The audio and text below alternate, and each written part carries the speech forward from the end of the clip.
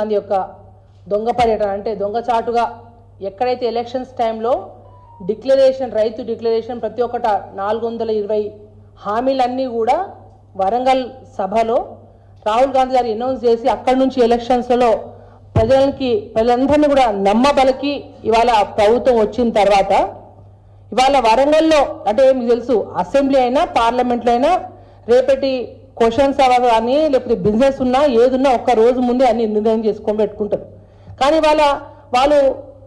ఆయన ఒక రహస్య సమావేశం అయితే సుప్రభా హోటల్లో పెట్టాలని నిర్ణయించుకుర్రో ముందు సమాచారం ఏమో ఒక పీసీసీ ప్రెసిడెంటే రావాలి, రేవంత్ రెడ్డి రావద్దు అని చెప్పేసి ఓ మాట వాళ్ళు అనుకొని మళ్ళీ చిట్ట చివరిలో వాళ్ళకే ఇంటెలిజెన్స్ రిపోర్ట్ ద్వారా ఏ సమాచారంలో అరే ఇప్పటికే తెలంగాణ రాష్ట్రంలో నిన్న మీకు తెలుసు కేటీఆర్ గారు స్పష్టంగా కూడా కోస్గిలో ఏదైతే లగచర్ల రైతులందరితోని అక్కడ మీకు నిన్న రైతు ధర్నా పెట్టినరో నేను కూడా అక్కడ అటెండ్ అవ్వడం జరిగింది. అసలు ప్రజల్లో పూర్తి వ్యతిరేకత ఆడ కనపడి స్పష్టంగా కేటీఆర్ గారు ఒక సవాల్ విసిరు, మీరు రాజీనామా చేయండి 50,000 కంటే బీఆర్ఎస్ 50,000తో మా అభ్యర్థి గెలుస్తారని అనౌన్స్ చేసినప్పుడు అక్కడ ప్రజల్లో వచ్చిన కసి అక్కడ ఉన్న వ్యతిరేకత చూస్తే 100% రాహుల్ గాంధీకి అర్థమై ఉంటుంది. ఏంటంటే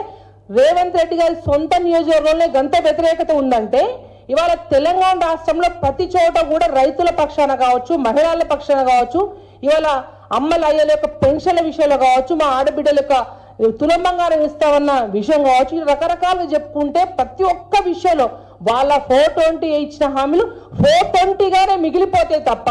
వాళ్ళ చరిత్రలో నిలిచిపోతారు. ఏంటంటే ఇటువంటి దొంగ హామీలు ఇచ్చి ప్రజలతో ఓట్లు వేయించుకున్న తర్వాత ఇవాళ